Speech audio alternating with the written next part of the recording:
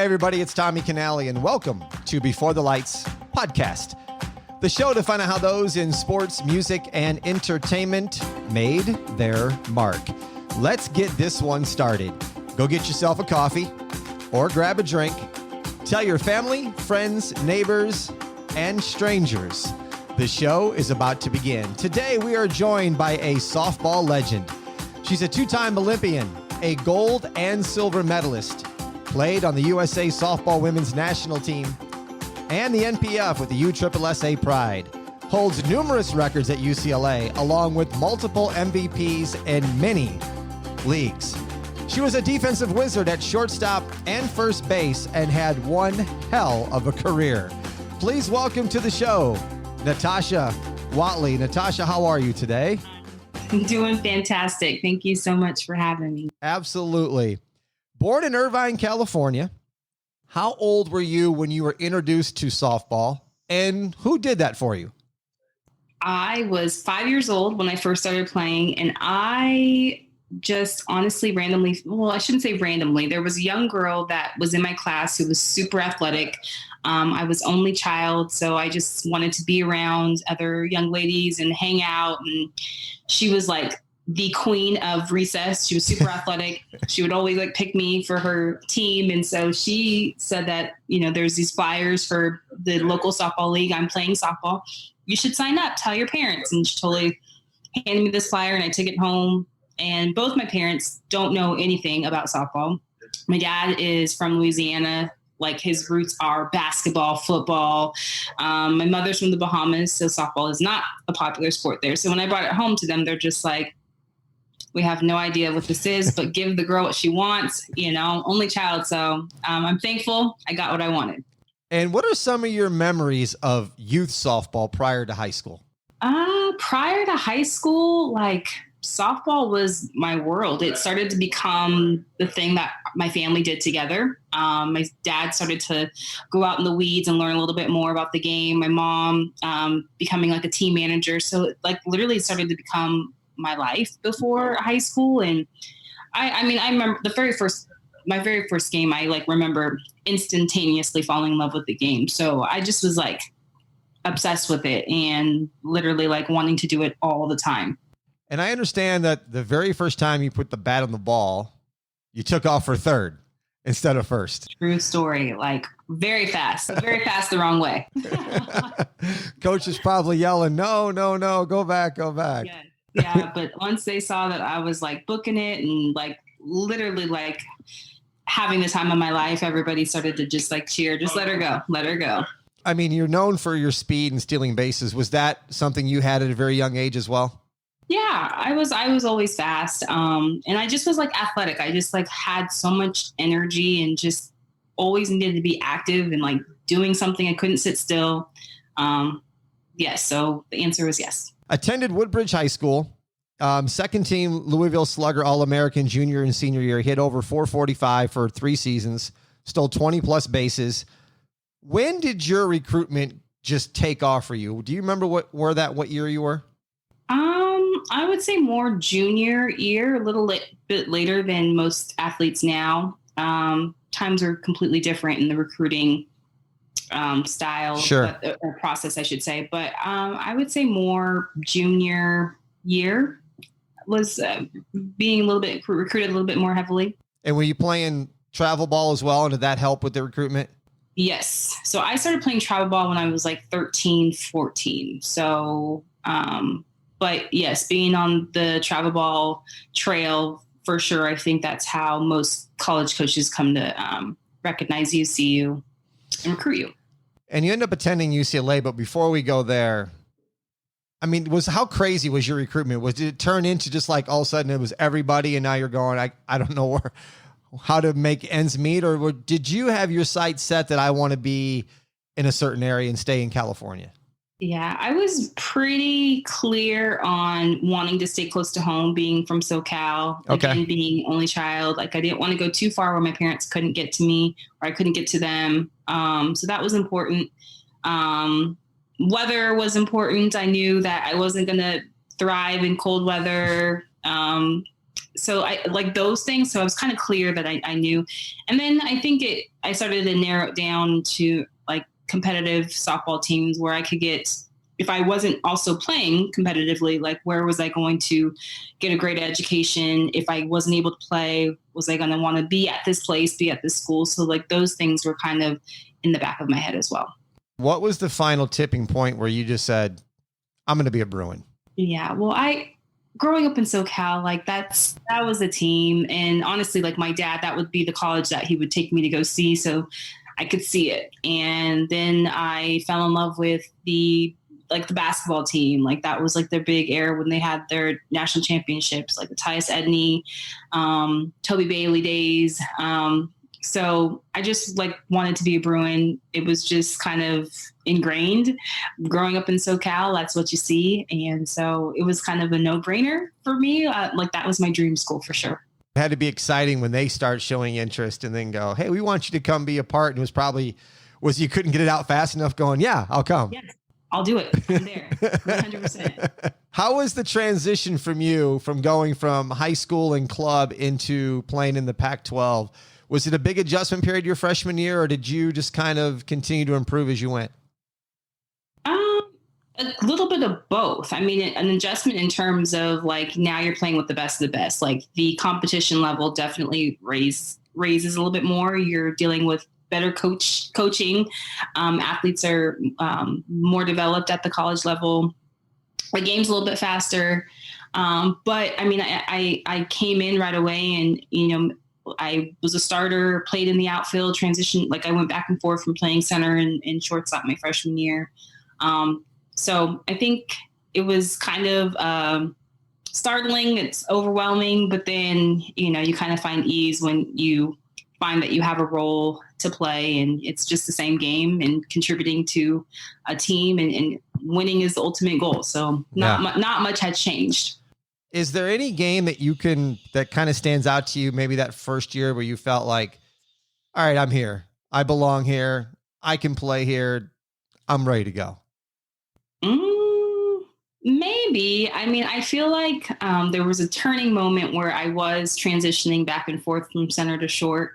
And we actually played against the 2000 Olympic team in like an exhibition game, like just no fans, just an exhibition game, us and them, and made a couple good plays. And I feel like that was like the turning moment for Coach Enquist, who was like, okay, we're going to give Tasha more opportunities at short. And so I feel like that was a turning point, and like that's something that sticks out and something that I remember.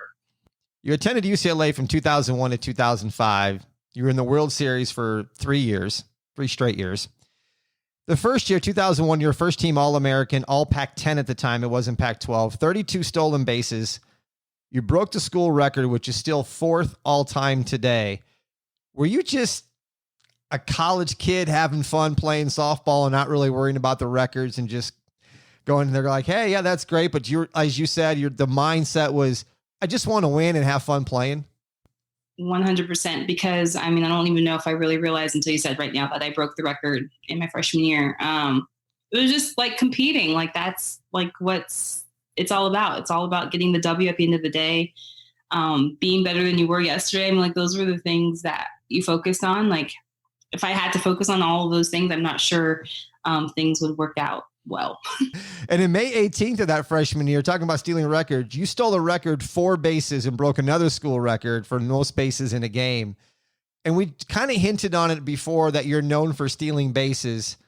What was your secret? Because I mean, it was like whenever you decided to go, it was like, okay, 99% of the time she's safe. I'm laughing because I'm like, the secret was getting the steal sign probably every time I got on base. Like, it should have been automatic on if Natasha gets on, just send her. Yeah. And I used to sometimes get like frustrated. Come on, coach, like, you know, wait a couple, but obviously she just had so much confidence in me and in her athletes. So, I don't know if there's any secrets. It's just, you know, make sure you don't get called out early and get a good jump, get there, get a good slide in and be safe.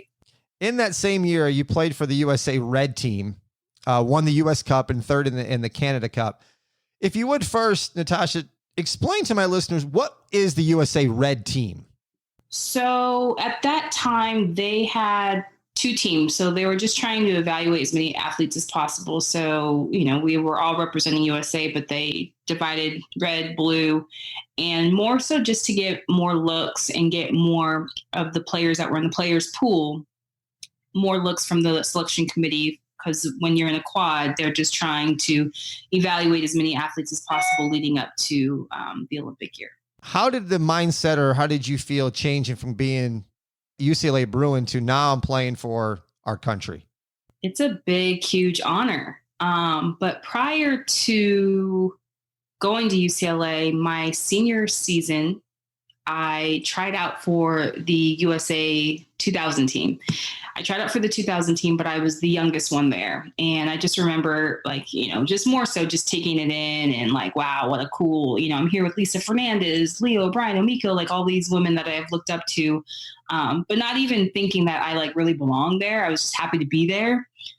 So I feel having the experience of the college game underneath you, you grow, you learn so much more. And so I just felt better equipped come 2004. So they picked the team 2003, and that was just after my senior season at UCLA. So I don't know, I just felt like my mindset was different, and it's you now more so just more than happy to be there. It's more so respecting the honor that it is that you have the chance to be there, and the opportunity to represent your country just means so much more when you're more mature and you just kind of get it. And so you just take the tryout a little bit different than you would as a little kid. Did you have a sense of pride playing for the country? I'm sure you did, but was there also added pressure to you to perform?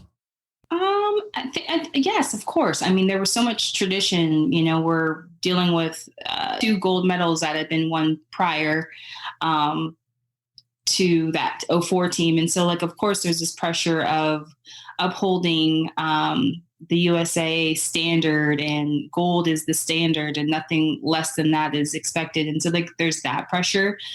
There's also the pressure, again, of merging with all of these veterans that are these women that you've looked up to, and just trying to fit in, and not necessarily fit in, but contribute. And you never want to play with it a way of proving yourself, but you want to make sure that you are upholding your end of the stick and being there and representing. Your sophomore year back at UCLA, you go to the World Series. I was blown away. I shouldn't have been, but I was. You had 4 hits against Jenny Finch, who was the MVP of the World Series. I don't know if anybody's gotten 4 hits off of Jenny Finch in one game. I'm when was that? I'm I don't ever feel like I ever got 4 hits off of Jenny. Yeah, because I looked at it and I'm like, wow, I don't know if anybody's gotten 4 hits off of Finch, let alone in a World Series game, even though she was the World Series. And maybe it was over the course of the World Series or something. I don't know. Yeah, but maybe. I'm really? I don't know about that one. Yeah, I mean, Jenny was such a competitor. And that's probably when people ask, who was my tough collegiate pitcher facing, for sure. I mean, she was hands down. She was just a competitor, and she threw all planes. She had every single pitch. So you never knew it. She was unpredictable. You never knew what you were going to get. Do you remember what your home the first time was? I don't, but 2-6 something, 2-7, 2-6. It's like a blink of an eye. It was fast. If you put the ball down on a hard slap, I mean, they had no shot. By the time they had the ball, you were at first base. So, I could see it was being about 2-6. In 2003, you were your third time, first team All-American, All Pac-10. You added Pac-10 Player of the Year. You broke our school record in hits in a season with 112, which led D1. And you won the World Series.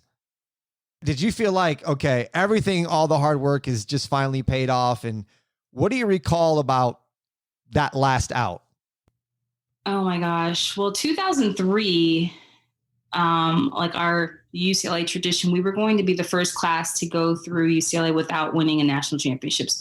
Literally, that's all we heard the entire year. And everything was on the line for a championship. Literally, we were so committed.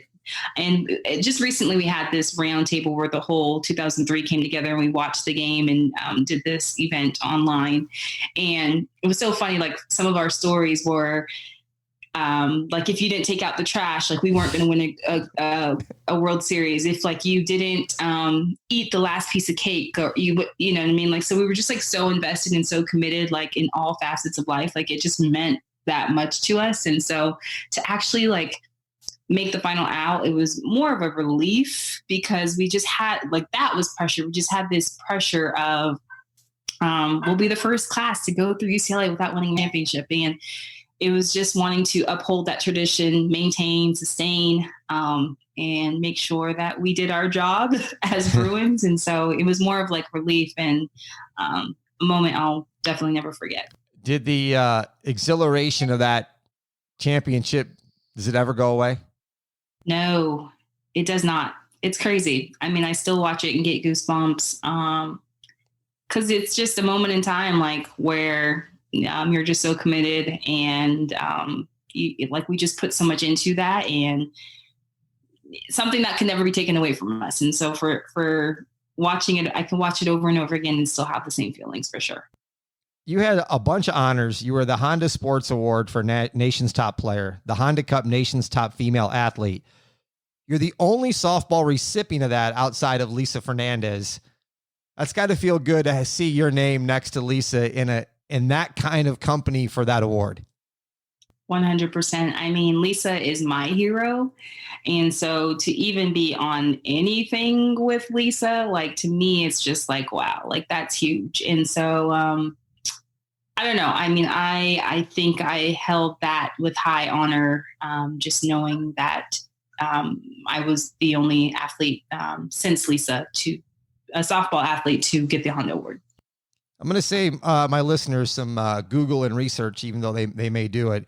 In 4 years at UCLA, first in career hits, triples, runs, stolen bases, second in career batting average at .450, and top 10 in doubles, slugging, and on-base percentage. And the career is not even over. I mean, we're just starting, and you had a phenomenal collegiate career at UCLA. You graduated in 2006 with a degree in sociology, ended up getting a master's in sports business from St. Leo a couple of years later. And for all the young girls listening out there, to stress academics as well as the athletic portion, and we've been talking about a lot about athletics, but if you would, talk about the academic structure you had at UCLA. Gosh, well, UCLA is an academic institution. So the demands that you have on you as an athlete, like you are not exempt.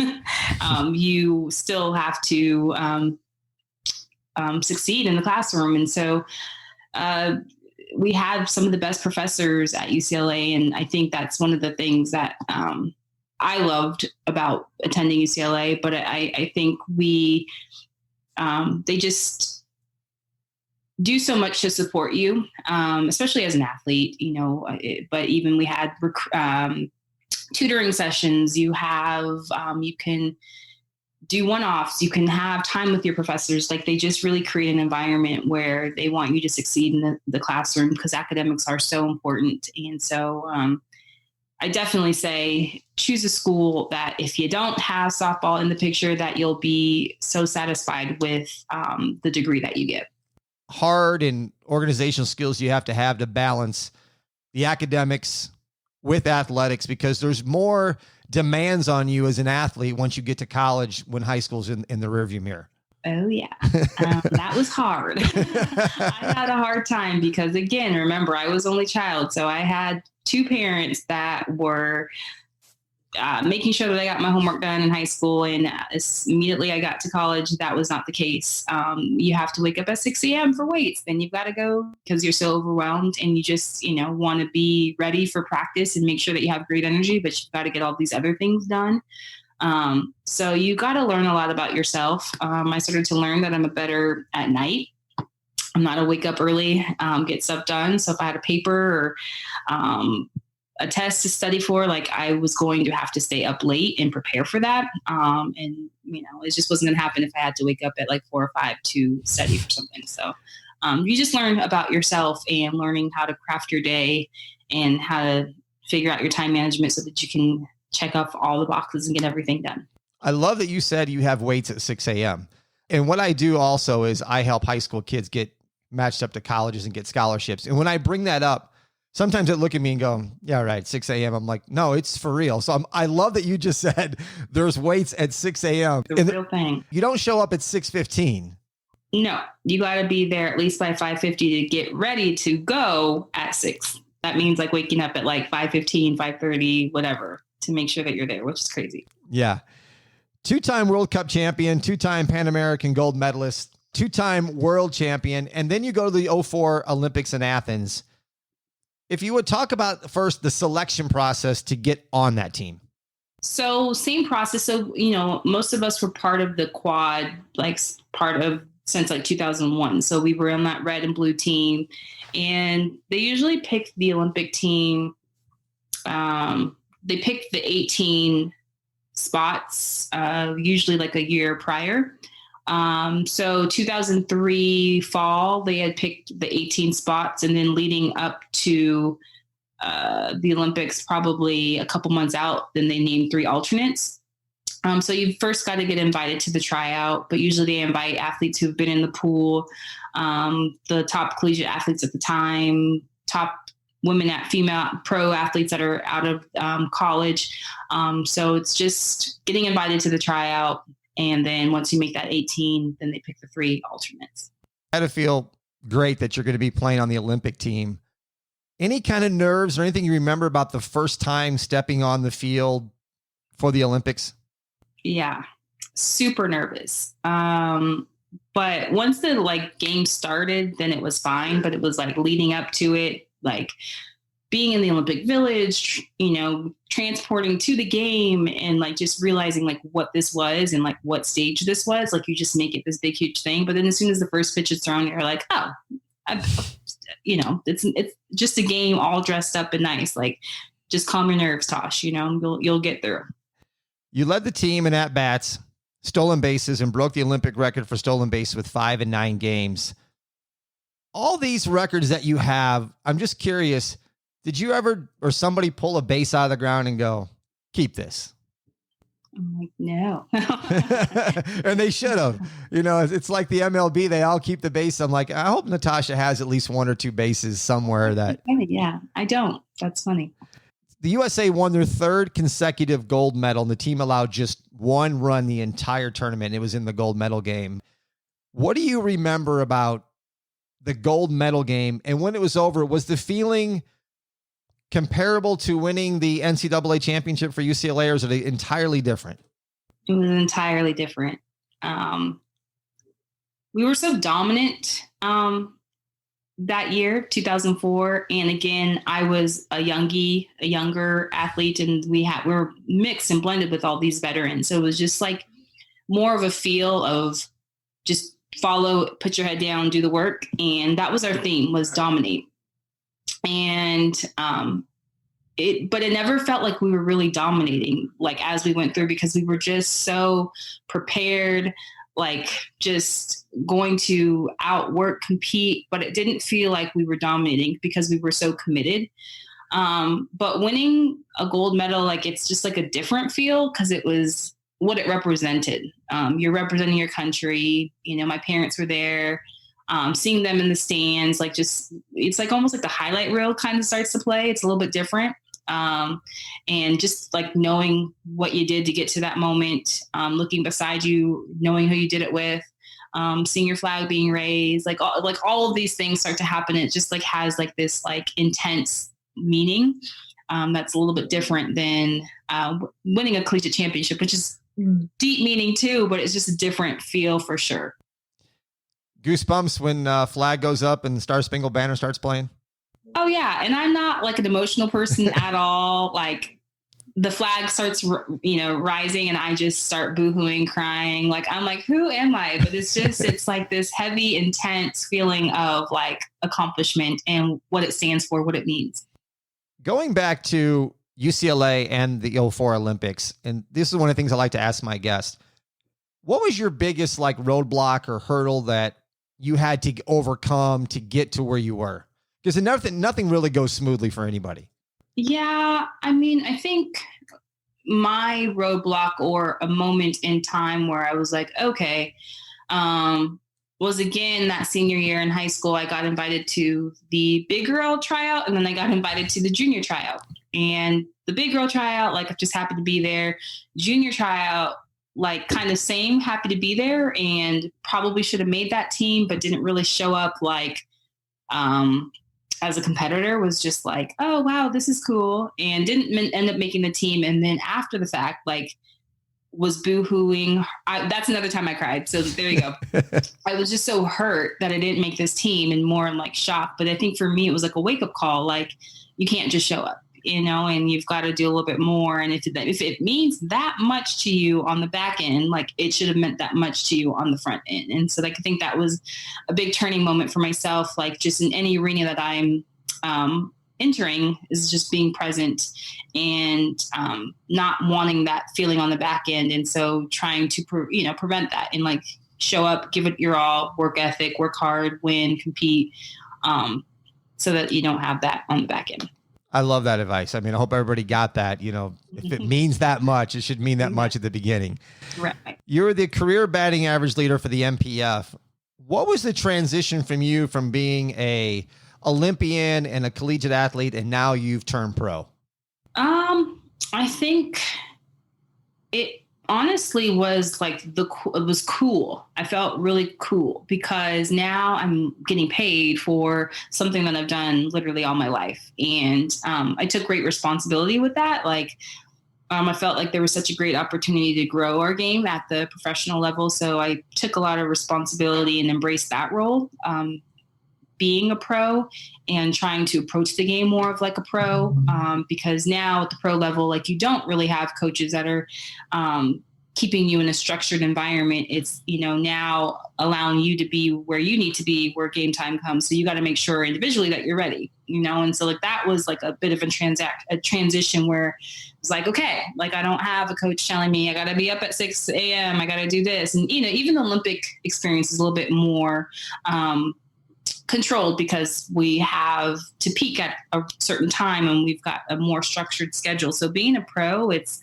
kind of like free for all. And it's kind of like, there's no structure at all, but there is structure because it's like what you make of it. And it's really how you approach it, how you show up. So I think for me, like being a pro is like learning a lot about how you show up, I've said this for a long time and I'll continue to say it. You guys are not paid what you deserve. It's not even close. I recently spoke with Monica Abbott, and I was glad to see her get the big contract. I hope it opens up more doors. But for everybody like you and Jenny and Kat and all the people that played prior, you didn't get your due diligence at all. Right. I agree. And I think that there's a lot. I mean, I don't know. You're right. And it's hard. It's hard to even like talk about because, we were doing some of the same things that our like male counterparts are doing, and getting to play the game that they love, but getting paid millions and millions and millions and millions of dollars. So when you think of it that way, it's hard. It's a hard concept to take. But you've realized that we're almost like trying to pioneer and trying to show that we're just as worthy of it as our male counterparts. And I challenge everybody on the previous podcast, and I'm going to challenge you again. If you haven't been out to a professional fast pitch game, find one in your area. If you live in that area, take the time and go see it. And if you're not understanding to what Natasha and I are talking about, you will real quick when you get there. And as I said before, the ladies are super approachable. I mean, they'll sign autographs for the kids and take photos all night long after the game. So you'll have yourself a great time. You played a couple years in the MPF. And then in 2007, you became a volunteer assistant coach at UCLA. First, how did that happen? And then were you juggling both playing MPF and being a coach? I was. I was volunteer at UCLA, and it was great because it allowed me to still train and work out with the athletes at school and still make sure that I was training for the pro league. But it was hard because you sometimes show up to the field and like, I'm like, I want to get a workout in. And then my athletes would show up at school and like, I'm there to coach them. So it was just hard, like trying to split yourself. Like that's just a really hard thing to do. Again, like just it's tough. I think more than anything, it's you learn a lot though, because you learn how to articulate it as being a coach and articulate like some of your technical skills and things like that. But in general, I think it was just a hard time to split time being an athlete and being a coach. 2008, you're back on the USA national team. You guys go to Beijing for the Olympics. Everybody knows how that ended. We don't have to beat that bush again. Yeah, we probably shouldn't talk about that. Yeah. A silver medal is a medal. I mean, I think that's a great achievement. Yeah. My question to you is, how did it feel to you when you got the word that softball has been eliminated from the Olympics? And how much did you work to try and make sure the game did get back to where it should be and is back in the Olympics? It was horrible. I mean, like, it honestly felt like a breakup. It felt like a breakup with the boyfriend. Like, you're saying like, that's it. Like, it's just done. Like, we can't talk about it. Like, what can we do? And then obviously after the news came, like, we just kept hearing all of these different reasonings as to why. And so, like, I don't know if we ever really got any closure as to like the reason why. Obviously not, it didn't get voted in, but like, why didn't it get voted in? Who voted it in? Claims that we were too dominant. America claims that like it wasn't like a worldly sport. And so for that, I think after that, I think we all committed to trying to grow the game and, make it more of a worldly sport. Jessica Mendoza and I went to like South Africa. We went to Guatemala. We went like just trying to grow the game. And I went to Cuba afterwards and just trying to just grow the game, because if that's the reason why we're not an Olympic sport, like, we need the rest of the world to keep playing. And if we can help in sharing our love for the game and help growing it, teaching it, then hopefully we can come back. So it was hard. It was really hard because, our generation, we probably could have been 3-4 time Olympians, so that's probably like one of the hard things to like look back on and realize that was just taken away from us. And then when you heard the news that it was coming back, all the feelings start coming back, adrenaline start pumping again. Right, did you get thoughts of going, hey, maybe I'll do this again?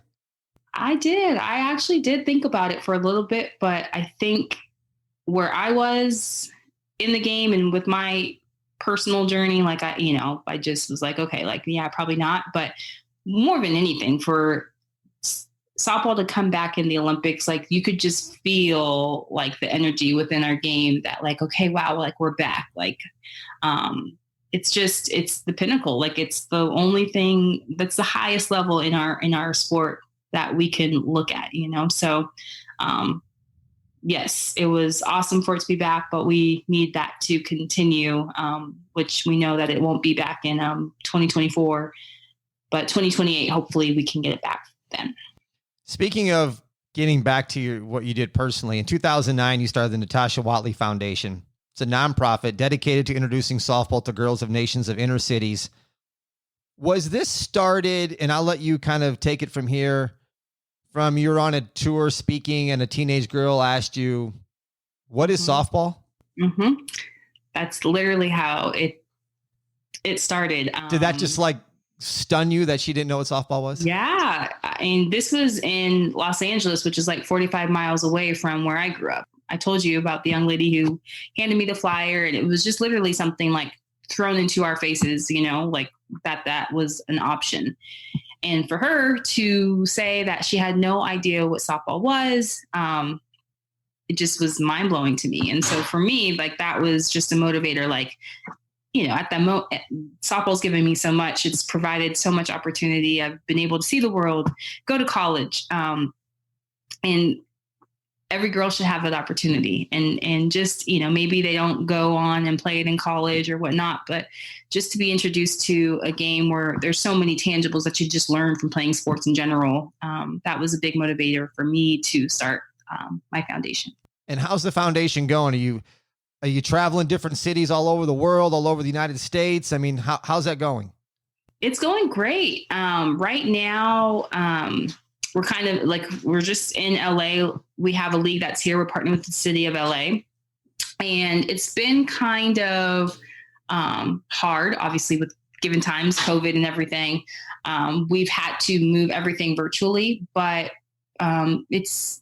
we're growing. My vision is to have leagues throughout the country, internationally. Like, I want to introduce this sport to girls of color who may not even know that this game exists, but I want them to know about it. I want them to know that it's an avenue. It could be an opportunity for many doors to open. It could be just a game that they fall in love with. So that is the hope. What is the website where more people can get information? It's NatashaWatleyFoundation.org. And I'll put that in the show notes and in the link so people can get in contact and take a look at that. We've talked about the UCLA National Championship. We talked about the gold medal. With the USSSA Pride, you win that championship too. How does that compare? Different? It's different. They're all different. They've all got different feels. Well, it's funny because when we all decided to, in 2010, a good majority of us on the national team decided to go play in the Pro League and give up our spots on the national team and focus solely on Pro League. But the majority of us went to play for the Pride. And when we got to the Pro League, we were getting beat like all the time, which was crazy because the majority of our team was the national team. But again, that's a testament to our competition here in the States is we're facing great pitching every single night. And not to say that international ball is not that, but we were getting our butts kicked. So it was almost like, okay, we got to prove ourselves here. We're wearing USA across the chest, representing our country. We gotta win, for the most of us. But I mean, I think more than anything, those championships, you just have so much talent on your teams. We just had so much talent. So sometimes it was hard to get in a groove, because anybody could play on any day. So trying to find that camaraderie and that cohesiveness, was a struggle at times. It wasn't just a natural thing, where you only had maybe two star athletes or star people that are, almost had too much talent. Happen. Right. So, it was tough. We just got a lot of personalities to manage, a lot of talent to manage. So those championships were fun. In 2014, you're inducted into the UCLA Athletic Hall of Fame. How did that feel like all of a sudden you were rewarded for what you did there and your career was being noticed more on a bigger level? Yeah, because again, UCLA is an academic and athletic institution. And some of the names that I'm going in the Hall of Fame with are these people that I read in history books and that I looked up to. Jackie Robinson, a hero,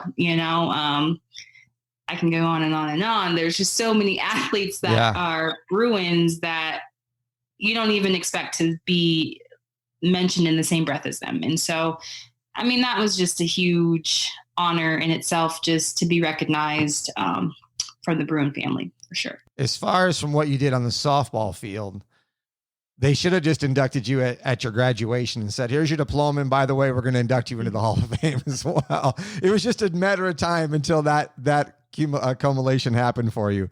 In 2016, you go overseas. You've been overseas since 2010 with Team Toyota. You won numerous championships over there.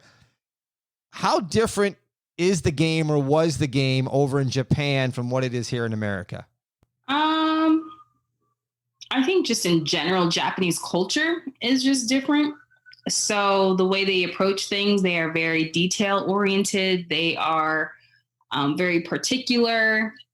We study an opponent, at least a week and a half to 2 weeks prior. They don't miss much. So just that approach, their respect for the little things, I think it's just a different feel. So playing over there, I feel like I learned so much about myself, just adapting to a different culture. But the style of play, it's fast. The tempo is extremely fast. I feel like here home, we are very pitcher dominant, power dominant. We hit home runs and, you may watch a game there and it's low scoring and maybe nobody hits it out of the park, but the athletes 1 through 9 are all fast. And so that's not fun as a shortstop. They're all fast. So just the tempo of the game is just a little bit faster. Enjoy your time all the years you were over there? Loved it. Like absolutely loved it. Fell in love with Japan. I mean, Japan's not a place that like I grew up ever dreaming about going. I was always about going to Europe and traveling Europe, but it is hands down my favorite country. I mean, just the people, the food is phenomenal. But just the landscapes and just, I think Japanese culture, I really respect their culture because they are so unique. There's not anything that's comparable to Japanese culture. Your final at bat was completely different from what we talked about earlier with running to third. You beat out a slow roller to win the championship. It's on your 35th birthday and you win. Did it afterwards, Natasha, did you just go, this is a great way to walk out? Or did you already were thinking that this might be it for me? It's like kind of like, it was kind of like at the end of the game, I was like, that's it, you know, and going through the season, I never had said like, this was it. This was my last, but just that moment, I was like, I am good. Like I'm done. Like, I just felt so fulfilled and I've never felt that moment. I've never felt that before. And I've won a couple championships and they've all felt different. And this one just felt different. Like I just felt like completed. And, I just felt at ease and like so happy with how my career had gone and how it had ended, and felt like I was going out on a high note and just felt fulfilled. What advice can you give to some young lady that listened to the show and has aspirations to play at the highest level possible and they don't really know where they may end up? But what kind of advice can you give to them? Oh gosh. I guess my biggest advice is enjoying the journey, because sometimes we look so far ahead, we forget to enjoy the moment that we're in. And I feel like my career consisted of like many moments along the way that like I thoroughly enjoyed. I really can say that, like, you know, being in high school, like I thoroughly enjoyed being in high school, and like, yes, I look forward to college, but like getting better, developing, just like enjoying the journey of just being better every single day. And I think that that's like something that helps, because I feel like sometimes we get so tripped up if we have these big expectations and, you know, things don't match up. But like, if you just can focus on that journey and what you're doing day in and day out, focus on being present on where you are, you sometimes end up where you're supposed to be. And sometimes you end up in places that you didn't think you were going to ever be. And so you just kind of enjoy that process, enjoy that moment. Speaking of focus, one of the questions that somebody gave to me to ask you is, what do you do to get somebody to focus in when it's game time? Because nowadays some kids they don't dial themselves in. It's like they're there, but they're not there. Is there something that you did to get yourself grounded and go, all right, it's game time. It's time to focus? Well, I used to get like really nervous. So I don't know. I would get so nervous, and like there was moments where like I wasn't that nervous, and the moments that I wasn't that nervous is when I like played horrible. And so I felt like the times that I were nervous, like I was able to focus and just be there. So when we talk about focus, it's like kind of what I was saying, you know, you don't want to go through a game or, you know, a tryout and on the end be like devastated. And so it's kind of the same thing, like thinking with the end in mind, like, how do I want this to finish? We want to win. Do I want, you know, so who do I need to be to have that end outcome happen? You know, so I've got to be, you know, focused. I've got to be on my tip-top game. So I think a lot of times we're not always thinking about the end in mind. We're just kind of like approaching it, like whatever may happen. Like, you know what I mean? But like, if you have ever experienced loss or, you know, just things not going your way, like remember those moments too, because that kind of helps fuel you in those moments where you're trying to find focus, because you just don't want to have that same taste, that same feeling. Like, I think that's one thing too. It's like when you experience those losses, it's like, okay, like I did not like how that went. How are we going to have this go a little bit different? Two more questions before I let you go. One is you have a thing called Game Changers where you help softball athletes. Talk about that a little bit.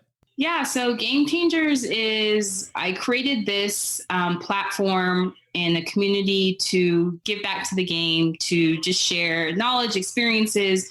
At the time, I still am, I was coaching in Japan. And so I needed a way to connect to a lot of athletes that were here. I wasn't doing like in-person lessons and clinics. And so it was a way to just spew out knowledge. And so I created these Tasha tips that I just put out on social. And mainly it's, I started with just short game because that is the questions that I get a lot, asked a lot about is slapping and, short game. And so I started with that and just kind of grew a little bit of a little community of little game changers. And to me, a game changers is someone who's not just getting it done on the field, they're getting it done on and off the field, and someone who makes you, look twice and like, wow, like they're changing the game. So I just want to make sure that these athletes are developing on and off the field. And so that's what the platform is consistent on. And how can somebody connect with you? Are you on social media? And if so, where besides your website? Yeah, I'm on Twitter and Instagram, Natasha Watley 29. Facebook, I think it's, I'm not even sure, Natasha Watley, but I have a fan page. I'm not even sure what it is on Facebook, but Twitter and Instagram at Natasha Watley 29. That's the two to find you. So Natasha, thanks so much for taking time today to be on the show. I really appreciate it. Thanks for having me. Everybody else, please do me a favor. Head over to Apple Podcast, rate and review the show. 5 stars, nice comments are always welcome. For show notes and more information how you can contact me, go to the website, beforethelightspod.com. Follow us on Instagram, Before the Lights Podcast. Thank you for listening to Before the Lights. I'm Tommy Canale. Until next time, a salute, a chin chin.